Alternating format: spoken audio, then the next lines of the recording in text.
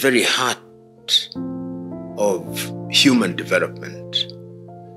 Peace I bring you, the peace of God that surpasses all understanding. That statement attributed to Jesus Christ is not only known to him. I can refer to many religions, both within and without Africa, that talk about peace. Peacemakers and peacemaking is critical because we recognize that without peace, without tranquility, you cannot realize your potential. And African communities, like other communities, have always had means of mediating conflict, because conflict is part and parcel of human engagement, part and parcel of society. And it is therefore important to reiterate that peacemaking is an exercise that must never be poo-pooed, it must never be abandoned. Of course, peacemaking is not always successful, but history has also taught us that all conflicts throughout the ages always end with peace. So you choose either to engage in war and suffer the pain, then make peace, or make peace in order to avoid war. The choice is ours. Let us ask ourselves how the UN came about, because that is important. After the European tribal wars, which were normally referred to as the World War, the first European tribal wars, which was 1914 to 1918, we created the League of Nations.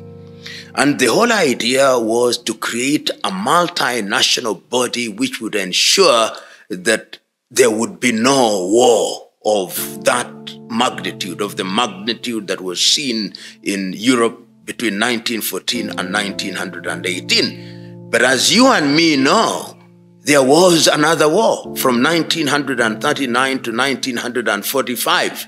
Another war came, and the international community, as then constituted, took the view that the World War II, or the European Tribal War, the Second European Tribal Wars, was the war that would end all wars. That is how they sat down in 1945 in San Francisco in the United States of America and came up with the UN, complete with what are called Chapter 7 that deals with peace and security.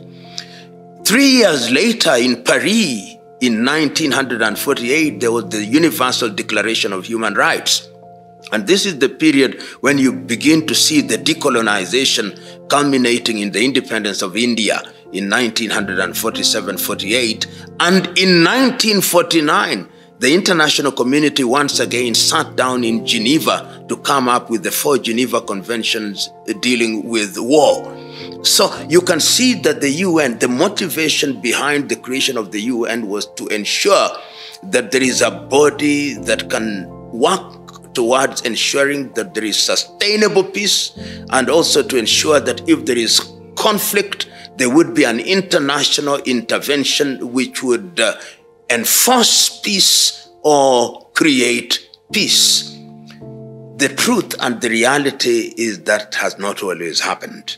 Because no sooner had the World War ended than we saw the Korean Wars in 1953, and a series of other conflicts that then took place. We see after India regains independence, we see the breakaway with Pakistan in 1971. We see the breakaway with the Bangladesh. We see what happens in Indonesia with the East Timor, and in Africa we see what happened in Congo in 1961 after the assassination of Patrice Emery Lumumba, and the UN is invited.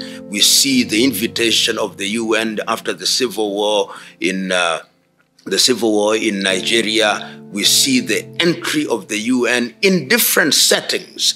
And there are cases where the UN peace missions have contributed positively. But there are cases where they have not contributed as they ought to have, and they have been accused in the Rwanda situation during the 1994 genocide against the Tutsis. The UN missions were there. We have seen the UN missions in Congo being accused of smuggling.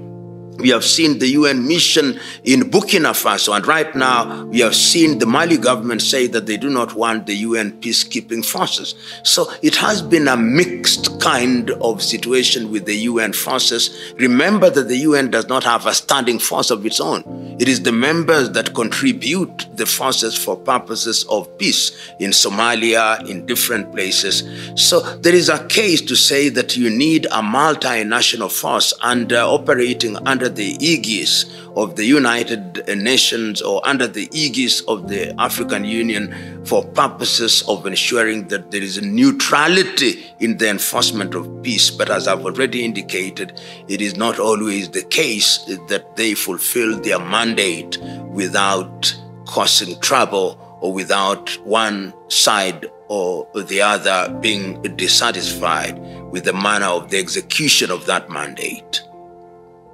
If you look at the situation in Mali, for example, the reason why the UN was asked to go into Mali is because of the insurgency against the Bamako government. And it is true that the insurgency, which is an insurgency informed by bodies such as Al-Qaeda and the Sahelian Al-Qaeda and Boko Haram, the idea was to seize Mali and convert it into an Islamic state. The same thing you see in Central African Republic, where they have such a situation. The same thing in Burkina Faso. The same thing in Chad and Niger. So that in the Sahelian region, what has happened is that terrorist groups claiming to act under the force of religion, saying that we do not want Western education. In fact, what Boko Haram means, simply that the book is illegitimate. The book is haram. And therefore they want to institute a caliphate in those areas. And this is what is called the unrolling of the carpet, what is the Islamization, and we seldom say the Arabization of the entire part of Africa. And when they get into that space, they overwhelm armies. And therefore, when peace is negotiated, you need a body that is going to mediate. Hence, what I've said, as I've said in Mali and Burkina Faso, Central African Republic, and such situations. In Sudan, as we know it today, of course, we did not have a force even after, but there was some kind of UN presence in the Darfur region. And once again, the mandate is what defined how they behave and what kind of force they use. If it is a peacekeeping force, then the amount of deadly force that they can use is only to defend themselves. If they are brought in for purposes of enforcing peace, then the amount of violence that they can use or force that they can use is also determined. So the mandate of these forces are always very clearly spelled out. And we've seen them fail monumentally and dramatically. If you look at the situation in Eastern Congo, where they have been there for over 10 years, MONUSCO, I think, and they are not doing very well because they are individual, they get integrated into the conflicts there, they become part of the smuggling rings, and they are no longer useful either to the country that called them or the mandate that they were called to enforce disappeared. And if you look historically, in 1961, when there was an uprising against the Lumumba government, instigated, as we now know, by the Belgians and the Americans, Lumumba did call the UN force. And in fact, the then Secretary General of the UN, Dag Hammarskjöld, perished when he was on his way to Congo. He himself was very traumatized by the activities in that area. So the UN is a body that we now know needs reform in order to revise its mandate and the efficacy of the institutions which operate under its authority. It depends. There have been circumstances where African countries have resolved their problems. And it's not only African. We remember that at one time, there were major problems in Latin America. In Nicaragua, in Colombia, in Brazil, in Argentina. So it is not true that these problems only happen in Africa. In Asia, we remember the problems, as we know, as I've already indicated, in Bangladesh, in Myanmar, in Vietnam, in Colombia, rather in places such as Cambodia and Laos. They have been there. In Asia, we have seen the problems of Korea. But within the continent of Africa, we have had conflicts which have been resolved internally. When there were problems in Sierra Leone and in Liberia, it is the ECOMOG force which was created under the auspices of ECOWAS and led by Nigeria that resolved the problems. So ECOMOG was there. We did not ask the UN to come in. So that was the situation. Much more recently, in the same region, when the president of Liberia or the president of the Gambia did not want to leave office, Yahya Jammeh, once again, it is ECOMOG that resolved that particular problem. We also know that when there was a conflict in the Congo several years ago, it is SADC which was involved in that particular conflict resolution. And we also saw that we have had forces in Southern Sudan which also resolved the problem. So there have been cases when African countries working in unison have resolved their problems, and it is only when they cannot do it because of finances that they have invited the United Nations. And even when they invite the United Nations, you know, that is African forces that are involved. For example, in Somalia, it is the Burundi forces that are involved, it's the Ugandan forces that are involved, it's the Kenyan forces that are involved. It's not as if you have forces from outside who are involved. They may provide financial and logistical support, but the forces are uniquely African. You must know that conflict is a multi-billion-dollar industry. It's a multi-billion-dollar industry. In Eastern Congo, there are estimates which now tell us that there could be over 120 organized armed groups. And when they are organized in that way, they are involved in illicit minings. They are involved in activities which interest gun runners. There is no factory for making guns in the Congo. There is no factory for making bullets in the Congo. So there are people from different parts of the world who want that situation, because in a war situation, you need medicine. You need food. You need water. So the truth is, there are many hidden hands which are involved in perpetuating this conflict situation. Even the UN itself finds itself helpless in the face of this situation. How is it that conflicts cannot end in Libya? How is it that conflicts cannot end in Syria? How is it that conflicts cannot end in the Democratic Republic of Congo? How is it that we have conflicts in the Sahelian region? They are hidden hands, sometimes manipulating and working with local hands. So it is true, there is interference.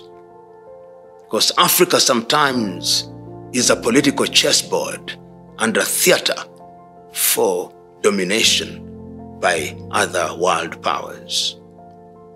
We can learn from those missions that when you listen to governments and when you involve the people and you are sensitive to the realities on the ground, then you will be successful.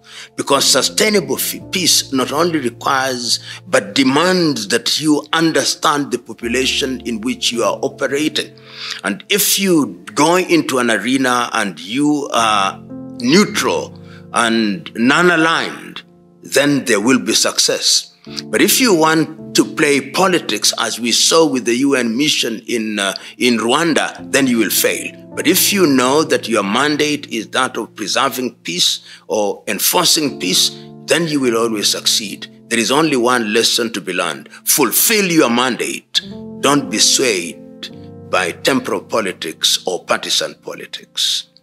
I am of the view, and I may be wrong, that if the Russian-Ukrainian conflict were to be left to the Russians and Ukrainians, it would not have taken more than 2 months. I believe they would have negotiated, and I believe that the war would have ended somehow. But immediately NATO came into the arena. Immediately the war machine and war industry in Europe and America entered into the arena and are supplying war equipment, aircraft, missiles and bullets. Then it became an industry. And I would want to see the profits that have been made by the companies that manufacture arms in Europe and America after this war. I think their profits must have jumped by several percentage points. Just the supply of equipment and other logistical support is in the millions. Because all these monies and all these things that are being supplied to Ukraine, they'll pay for them. When the time for reparation comes, when there is something in the equivalent of a Marshall Plan to rebuild Ukraine, people are going to make money in the billions. And remember that Ukraine is now a theater of war for Western arms manufacturing companies to also test their equipment.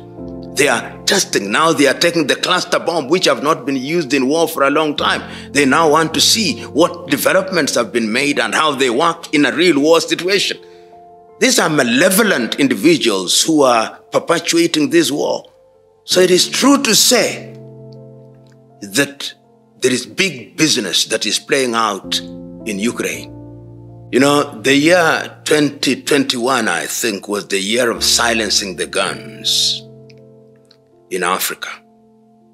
It came, the guns were not silenced.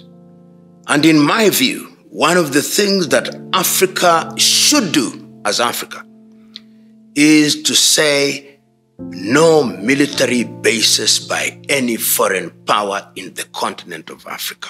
Not an American military base, not a Japanese military base, not a Russian military base, not a Chinese military base, because once you allow those bases to come into your neighborhood, you now become participants in any conflict that arises between or amongst those powers. You go to Djibouti and you see what is happening there. It is a theater, is a place where all these military bases, Japanese, everybody, the ones that I've mentioned. So in order to have peace, under the aegis of the African Union, Africans must make a resolution, no military bases. And once they agree that they have no military bases, then you have collaboration and cooperation. And they must say no more Africans are going to be trained in West Point or Sandhurst, or going to be trained outside of the continent. We train ourselves, have our military, which is informed by the African reality for purpose of defense. That is the only thing that is going to guarantee. And in order to do that, one of the things that African countries must do is to resolve the outstanding conflicts and look to the root of those conflicts. If you go to Ethiopia, we must ask ourselves why the Tigray are dissatisfied, why the Oromo are not happy, why the Amhara are not happy, why the Somalis are not happy. When we go to Cameroon, we've got to ask ourselves why the Ambazonians are not happy. When we go to Central Africa, the same. When we go to Congo, the same. When we go to Mali, when we go to Namibia, the same. When we go to Zimbabwe, the same. When we go to Somalia, the same. And once in Sudan, the same. South Sudan, the same. And we come to the table and resolve those conflicts. And once we resolve them, then we go into the second phase of ensuring that as and when conflicts emerge, we very quickly move in to mediate them. One of the things that we must not do in the face of the many conflicts is to play the ostrich by burying our heads into the sand and believe and behave as if those conflicts will resolve themselves. They must be resolved by us. And as long as they are not resolved by us and we allow other hands and other people to resolve them, then we'll be perennially weak. I was myself very dissatisfied recently when I saw that it is the Saudi government and the American governments in Jeddah that are talking about resolving the conflict in Sudan at a time when we have an African Union. And when I see that the IGAD proposal for peace is being rejected, in my view, it is very unfortunate. And we ought to ask ourselves very quickly what it is that we can do for purposes of ensuring that we are participating in resolving this conflict within the continent of Africa by ourselves, and we can. You know, the European NGOs and the American NGOs are part of the problem. Some of them thrive in conflict situations, so they don't want war to end. What will happen if war ends? And some of them are also used as spy agencies. They get into communities and they disempower communities. This idea that you have somebody who tells you that they are going to feed you and supply you with energy biscuits and to supply with water and all these other things for the rest of your life is disempowering. Some of these organizations were created for purposes of dealing in emergency situations, and what is emergency has now become permanent. One of the things that we must do is to begin to have these organizations disengage. That is not to say that some of them have not done a good job. There are some which, in my view, over the years have done a good job. But they must have an exit plan. They must have a plan which ensures that during the period that they are in different countries in the continent of Africa, they empower local agencies. But they do not do that. What they do is that they come into the communities and they drive all these four wheels. As a friend of mine once said, that in certain parts of Africa, you find NGO V8 cars, and if they are fighting malaria, the cars are more than the mosquitoes. Of course, that was said in jest, but it is a statement of how then poverty becomes an industry and conflict becomes an industry. And once it becomes an industry, people don't want the industry to end. It is our duty to say, exit plan. The Eritreans have dealt with such NGOs a little bit firmly. Some would say a little bit unreasonably, but there is something to borrow from the Eritreans on how to deal with these bodies so that they don't become a permanent fixture in our affairs. My thoughts are that there is no one size fits all. I believe that every country, as informed by the realities in the country, must deal with these bodies in the manner that is in the best interest of those countries. That is my reaction number one. My reaction number two, which is much more overarching, is that we should not allow our domestic problems to be resolved by outsiders. Really, the fact that you have external bodies that are created by other governments or by people in other countries resolving your domestic problems is in itself something that is undesirable. And it ought to happen only as a way of dealing with an emergency situation. It's as if your house is on fire. You don't need the firefighters to be a resident in your room, to occupy a room in your house. Once they have put off the fire, let them go back to the fire station. But we have firefighters who now say they want a bedroom in your house because they fear that fire can arise at any time. I don't think that that is the way to deal with it. We've got to resolve it differently. And the sooner we do, the better. Africa can do better, should have done better, but continues to punch below our weight. And when I look at our circumstances, the truth is we have been our own best helpers. All these things you see in terms of aid and other things, if you look at them keenly, they don't contribute more than 30% to the things that drive Africa. And Africa is largely rural. And in rural Africa, the women particularly are involved in production and feeding their families. They have no connection to the banks. They have no connection to foreign powers. The truth is, 70% in our own way, we are supporting our affairs. But the other parts of the world, particularly Europeans and Americans, if they give you $1, you think they've given you $1 million. They shout about it. They give you a bag of maize which bears their name. It is like giving somebody a gift of a shirt and they write in the breast pocket of the shirt, this shirt was donated to you. Surely, these givers who humiliate the receivers, they are not the ones that we want. My answer is, we are solving more than 70% of our problems. Those who help us, 30%, make so much noise that you'd think that if it were not for them, we would be dead and gone. That is not the truth. You know, you never know the instructions that the personnel in these NGOs have. And I want to believe, and I may be wrong, that many of these NGOs are also conduits for agencies, spy agencies from their country. And that they report directly on a daily basis. Sometimes they may not even know. But when they file their reports about situations in the countries in which they are resident, that is used as raw material for intelligence. That is why they are funded. That is why they are enabled. That is why people contribute to them and they are tax exempt. So they are not innocent. These are Trojan horses, some of them, and they are used quite effectively. Every country does regulate. In Kenya, you'll find there is the NGO Bureau, and in many other countries, they are regulated. But the regulation that is in many African countries is very weak because we need the money, and well, we think we need the money. We just slap them on the wrist. They come and they settle and they have status. Some of them even enjoy diplomatic status. That is how powerful they are, because the countries from which they come are powerful. The countries from which they come are so-called donors or development partners or whatever you want to call them, as they keep on changing their names. But really, they may change the name, but the intention and the agenda remains one: to control, to disempower, under the guise of supporting and helping. How do you close your factory? Kibera is a factory for NGOs. So on a single item, and I say this from a point of knowledge, on a single item like the provision of clean water and sanitation, there are hundreds of NGOs that have been active in Kibera for the last 20 years. And yet when you go to Kibera, you still see water which is not potable being carried in jerrycans. Why?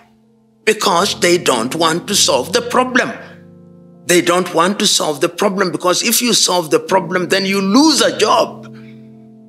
That is how you must see these. And we must have time and a timetable for them. I think President Paul Kagame of Rwanda does it very well. He actually wants to know what you are doing and when you are leaving, because you ought not to be permanent in that area.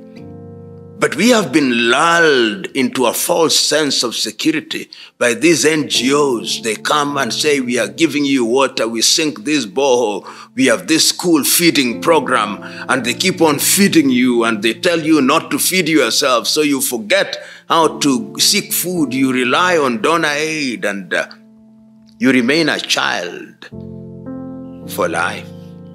You remain a beggar for life.